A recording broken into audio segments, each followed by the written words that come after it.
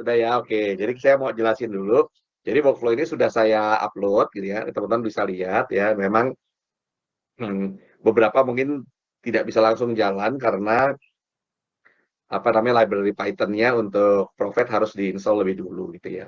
Oke, jadi workflow ini logiknya sebenarnya sederhana. Jadi satu apa namanya yang di atas ini gitu ya, yang di atas ini yang apa mulai dari CSV reader gitu ya, apa namanya dari data source kita itu sebetulnya adalah workflow untuk mempersiapkan dia masuk ke Python script kita ya. Cuman ada sedikit trik di sini, triknya apa? Jadi kalau kita lihat di sini di data di CSV reader-nya kita ini datanya, ini ada data sebenarnya data sales lah ya, data penjualan sebetulnya. Nah, di data ini itu kita punya date gitu ya, dan kita punya apa namanya measure. Nah, masalahnya kalau kita mau forecast harian gitu ya, case bisnisnya itu ada dua gitu. Jadi satu ada case bisnis yang memang kalau tidak ada datanya, artinya itu sebenarnya tidak ada jualannya gitu ya. Artinya sebenarnya jualannya pada hari itu adalah nol gitu misalnya. Tapi ada juga misalnya yang kalau tidak ada datanya, sebetulnya bukan berarti jualannya nol atau bukan berarti misalnya produktivitinya nol, tapi tidak tercatat gitu ya. Nah, untuk case yang pertama, di mana kalau tidak ada data berarti sebetulnya dia tidak ada jualan, maka data-data yang tidak ada harus kita masukkan gitu ya, harus kita masukkan, kemudian kita kasih nilai nol. Nah, tapi kalau memang ada data-data yang memang misalnya secara bisnisnya memang dia tidak ada bukan karena tidak ada jualannya, tapi tidak ada karena tidak tercatat di hari itu, maka data-datanya tetap harus kita komplitkan harinya.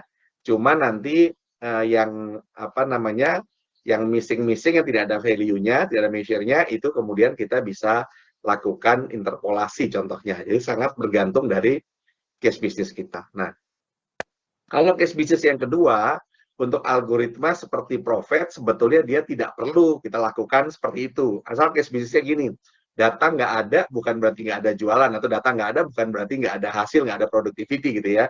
Data nggak ada hanya karena tidak tercatat, algoritma seperti Prophet itu bisa langsung dipakai. Ya. Nah, karena dia otomatis nanti akan melakukan interpolasi di dalamnya. Tapi kalau case bisnis kita seperti yang pertama, kalau nggak ada berarti nol, maka kalau itu langsung kita masukkan ke Prophet, maka sudah pasti resultnya menjadi kurang benar.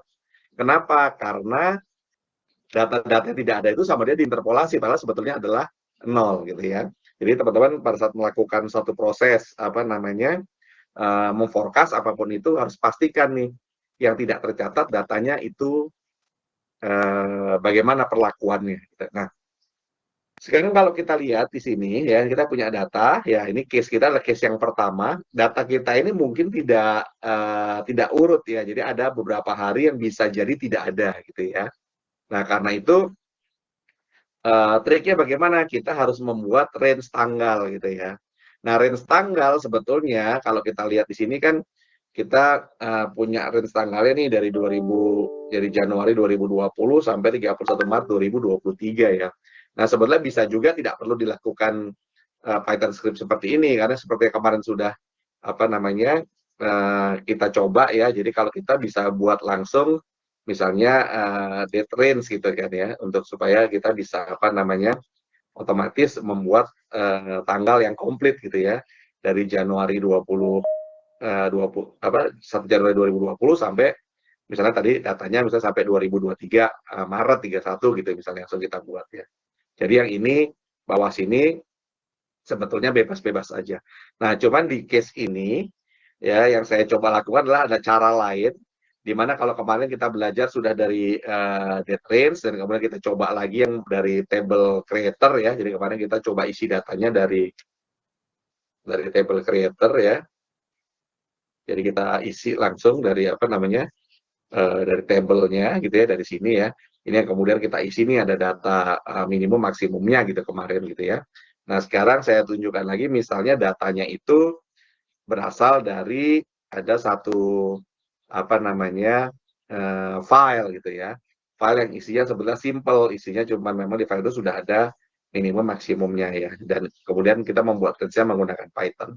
Nah jadi di sini mungkin tidak ada isu buat teman-teman. Nah, mungkin sedikit triknya. Jadi pertama, pada saat saya baca CSV-nya, ini kita tahu bahwa di CSV ini datanya bentuknya string misalnya ya. Maka cara logik kita harus ubah dulu menjadi date.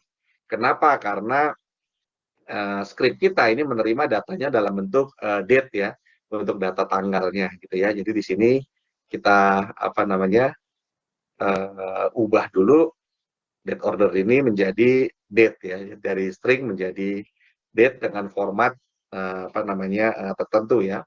Ini formatnya kita buat seperti ini misalnya gitu ya. Nah, dia akan kenal format. Nah, kemudian yang kedua adalah bagaimana kita tadi ngakalin yang date-date yang mungkin tadi nggak ada gitu ya.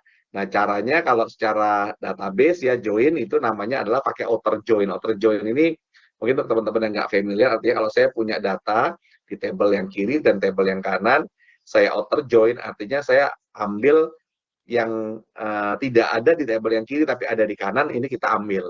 Ini namanya adalah right outer ya. Nah, itu di gambarnya di ini adalah ini. Jadi yang kanannya komplit gitu ya. Nah, ini namanya right outer. Kalau saya tidak lakukan ini, nah ini namanya intersection gitu ya. Jadi kalau saya klik ini right outer. Kalau saya lakukan ini, dia apa namanya left outer. Kalau saya lakukan dua-duanya adalah full outer. Untuk case kita adalah right outer. Kenapa? Karena data range yang kita buat itu pasti sudah komplit ya. Karena kita setnya daily gitu ya. Data komplit, jadi ini kita joinkan gitu ya. Jadi dijoinkan kolom selection-nya sudah simple. Ini ada tabel aslinya, sama di sini saya ambil yang kita buat tadi namanya date9 gitu ya. Oke, nah next, kemudian triknya jadi dari sini kita punya nih. Jadi kalau tadi misalnya sampai di sini row-nya ada 1036, di sini tetap 1036 karena kita hanya ganti jadi date.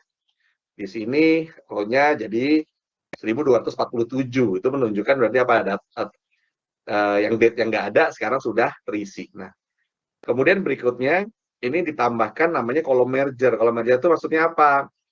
Jadi misalnya kalau hasil dari sini ya, dari yang join kan kita lihat ya, ini ada date order, ini ada date yang kita buat ya.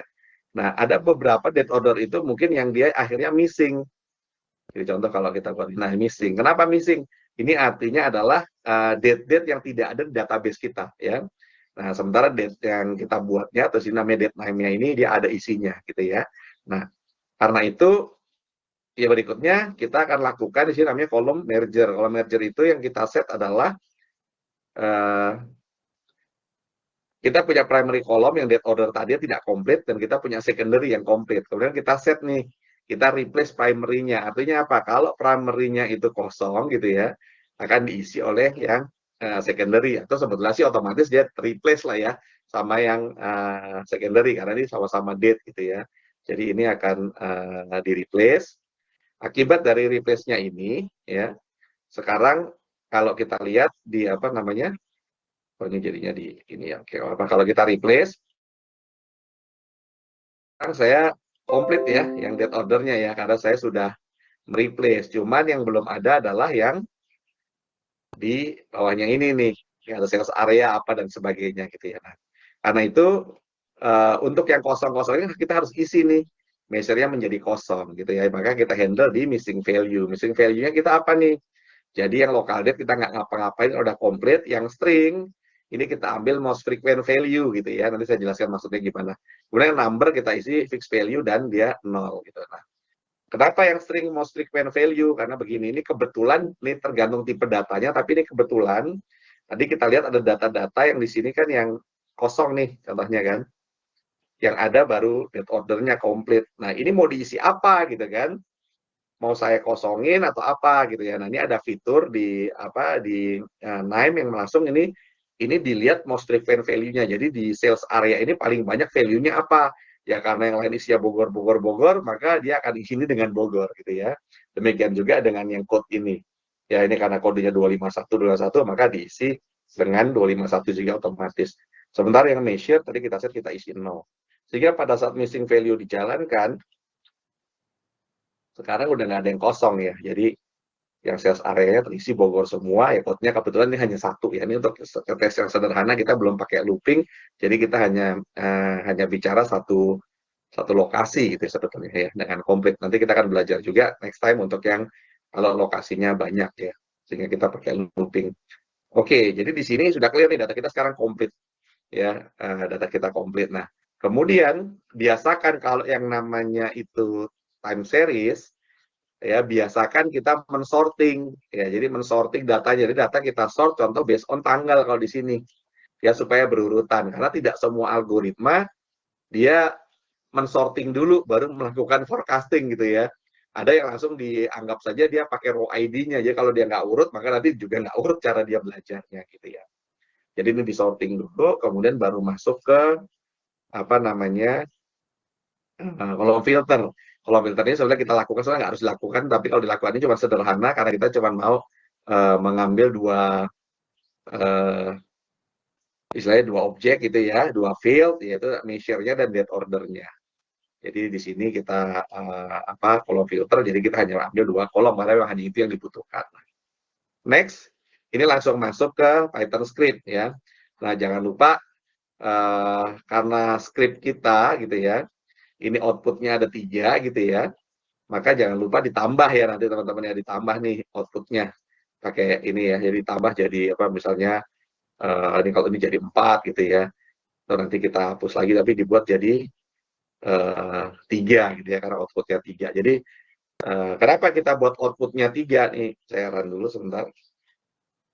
Jadi kenapa ini saya buat outputnya 3 gitu ya, karena yang output yang pertama ya, saya mau menampilkan sesuai dengan input. Jadi apa yang masuk saya keluarkan lagi ya. Walaupun harusnya nggak perlu juga ya. Di case kita ini perlu, kenapa? Karena tadi data original kita ada di sini ya. Jadi data yang masuk itu kita keluarkan, kan data original ada di situ. Nah, di keluaran yang kedua, saya hanya ambil itu adalah outputnya gitu ya, output yang memang kita perlukan, yaitu output yang kita set di sini gitu ya. Jadi kita ngambil ada DS, kita itu get order, dan Y head ini adalah kalau di di Prophet ini di hard coded sama Prophetnya ya. Jadi hasil dari forecast kita namanya adalah Y head ini ya, Y head ini ya, Y head ya. Nah, ini adalah measure forecast-nya. Jadi kita set begitu. Dan kemudian otomatis dia juga mengeluarkan Y head batas bawah ya, lower bound dari Y head-nya, dan upper bound-nya dari Y head ini otomatis juga dikeluarkan sama dia gitu ya. Jadi ini coba kita set, kita masukkan di output yang kedua. Nah, output yang ketiga ini saya keluarkan ini apapun yang memang ada di Prophet. Jadi karena Prophet itu walaupun kita masukinnya tadi cuman ada date order sama measure, tapi sebenarnya dia otomatis akan mengenerate data-data lain ya. Karena itu supaya kita paham apa aja yang di-generate oleh si Prophet, maka saya keluarkan di keluaran yang ketiga gitu ya. Nah, jadi kalau kita lihat di sini outputnya yang pertama itu teman-teman bisa lihat keluarannya ini ada table 1, 2, 3. Kenapa? Karena kita setnya ada outputnya 3, masing-masing kita set sebagai table gitu ya. Jadi istilahnya kalau di name data itu keluarnya data itu table, tapi kalau keluarnya dia bisa juga variabel ya. Ini contoh kalau pas kita ditambah ini kan dia bisa bisa image ya, bisa table ya, tergantung dari node-nya ya. Node-nya itu apa namanya fasilitasnya apa saja. Oke, jadi kita keluarkan ini yang dari table pertama, ini isinya sama persis seperti inputnya. Dia ada date order dan ada measure-nya. Ya. Kemudian yang output kedua, ini adalah hasil forecast-nya. Ya. Hasil forecast tadi yang kita minta keluarkan, dia ada date order, kemudian ada measure forecast. Measure forecast ini adalah hasil forecast yang aslinya tadi ada namanya Y-head, teman kita ubah namanya menjadi measure forecast. Ini adalah yang hasilnya si Prophet ya. Kemudian dia juga mengeluarkan Y-head lower dan Y-head upper-nya, kita kasih nama lower bound, upper bound. Ini adalah range ya. Nah, gunanya apa sih? Kenapa si Prophet itu mengeluarkan ada lower bound dan upper bound? Ya, gunanya adalah begini. Nanti kalau kita tampilkan lower bound dan upper bound-nya, itu jarak dari lower dan upper-nya itu semakin melebar, ya, itu menunjukkan bahwa kita hanya boleh memforecast sampai periode tersebut. Jadi misalnya gini contoh, saya forecast 1000 hari ke depan, gitu. Ternyata mulai dari ke 120, lower bound dan upper bound-nya jaraknya makin jauh. Maka artinya oke, saya walaupun saya bisa forecast sampai 1000, tapi sebenarnya yang boleh saya pakai ya secara bisnis hanya sampai 120 misalnya gitu ya. Itu gunanya. Cuman hari ini kita belum belajar untuk itu gitu ya. kita fokus dulu bahwa dia menghasilkan ada measure forecast. Nah, yang ketiga, ya ini walaupun sini tidak kita pakai, ini adalah walaupun tadi kita masukinnya dia hanya apa namanya, hanya date dan apa dan measure-nya gitu ya, dia mengenerate nih satu date-nya otomatis dibuat sama dia ada timestamp-nya. Kenapa ada timestamp-nya? Karena si Prophet sebenarnya dia bisa menganalisis sampai level menit, detik dan sebagainya gitu ya. Jadi tidak harus bentuknya hari gitu ya.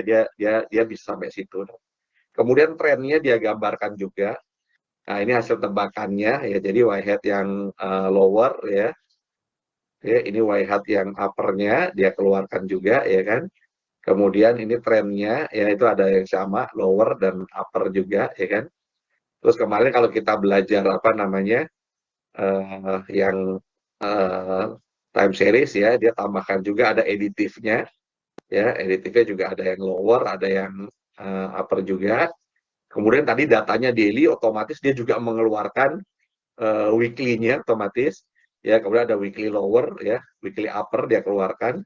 Nah karena tadi datanya itu apa namanya daily dia keluarkan juga otomatis yearly-nya walaupun kita nggak set gitu ya jadi supaya dia tahu tren weekly yearly ya kemudian dia keluarkan juga multiplikatifnya gitu ya kebetulan di sini dia tidak ada multiplikatif jadi kalau kemarin kita ingat ya waktu kita belajar yang apa time series kan ada kondisi-kondisi tertentu ya. Ini yang sebenarnya ini yang dibuat oleh si Prophet gitu ya. Tanpa perlu kita buat secara terpisah ya. Kemudian adalah Y-head. Y-head ini adalah tebakannya gitu ya. Nah, cuman dari sini tadi kita cuma ngambil Y-head-nya, kita ngambil date-nya gitu ya. Kemudian apa lower dan upper dari Y-head-nya itu doang yang kita apa namanya kita ambil gitu ya. Nah, nah ini bisa nggak ditambahin yang lain? Bisa, karena kan kalau di Profit itu sebenarnya kita bisa nambahin hari libur apa dan sebagainya. Cuma kita tidak lakukan di sini karena kita akan lakukannya di XGBoost nanti, gitu ya. Nah, ini adalah apa namanya isi dari output yang ketiga. Nah, karena tadi kita tahu pertama ya input dari table 1 tadi ya kan ini yang ada di sini kan ini kan dia tidak ada timestamp-nya gitu ya. Sementara outputnya yang tebakannya dia ada timestamp-nya. Maka timestamp-nya ini harus kita buang dulu kan gitu ya. Harus kita jadikan date dulu supaya bisa di join gitu ya. Itu triknya kenapa akhirnya di sini ada modify time. Modify time-nya diambil ya kan dari outputnya gitu ya. Jadi kita remove gitu ya. Apa namanya? Supaya dia bisa masuk. Ya, jadi sini kita apa namanya? Kita remove ya dari outputnya gitu ya. Oke, dari sini kemudian kita join gitu ya. Uh, kita udah betul sudah sama-sama date, ini kita join gitu ya. Dan kemudian apa namanya baru kita tampilkan. Nah di result tampilkannya ini ya satu yang pertama ini kalau kita lihat apa namanya dia sudah ini ya. Oh ini measure sama measure ya. Ini tadi yang kita set harusnya ini ya. Wah,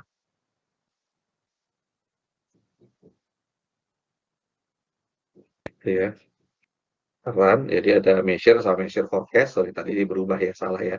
Jadi ini masuk ini ya ke sini.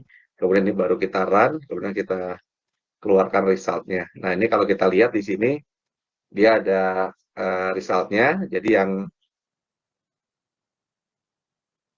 yang warna biru ini adalah data aslinya, yang warna hijau adalah tebakannya gitu ya. Nah, kalau kita lihat ya ada dua hal nih. Jadi satu, tebakannya ini ternyata Prophet dia tidak menebak yang outliers di atas atau yang spike gitu ya. Dia hanya menebak normal. Jadi kita jadi tahu behavior oh ternyata Prophet dia hanya menebak yang normal aja gitu ya. Kemudian yang kedua, karena tadi kita straightforward, kita tidak kasih tahu bahwa harus range-nya dari 0 ya, nggak boleh ada yang minus ya, karena ini kan jualan tidak boleh ada minus, maka si Prophetnya nggak tahu, jadi dia ada menghasilkan yang minus-minus juga gitu ya. Nah, karena itu resultnya kita tahu bahwa kita harus potong ya kan, yang minusnya. Nah, jadi contohnya kalau di sini Yang minusnya kita buat adalah kalau dia forecast-nya tuh kurang dari 0, kita jadikan 0 ya. Dan ini sih nggak masalah karena saya cuma buat ini yang innernya, ini yang outernya ya. Maksudnya inner artinya dia hanya membandingkan yang apa namanya actual sama hasil belajarnya, sementara forecast-nya tidak kita tampilkan ya di sini ya. Jadi ini result-nya adalah sebagai berikut, tapi udah kita potong ya, udah nggak ada lagi yang negatif gitu ya. Nah, yang di sini gitu ya, baru kita pakai outer, maksudnya pakai outer supaya hasil forecast-nya kita tampilkan dan sama di sininya juga kita trim yang kurang dari 0 kita jadikan 0 ya. Jadi kalau ini di run, jadi ini sebenarnya sama seperti yang pertama ini, cuman dia udah nggak ada yang 0 lagi ya.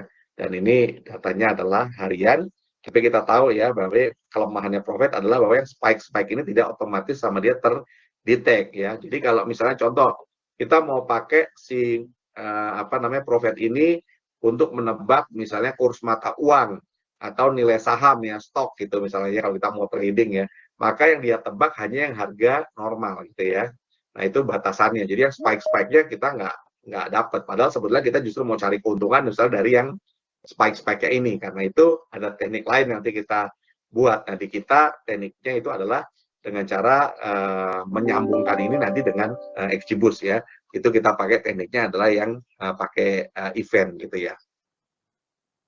Oke, jadi itu adalah flow-nya.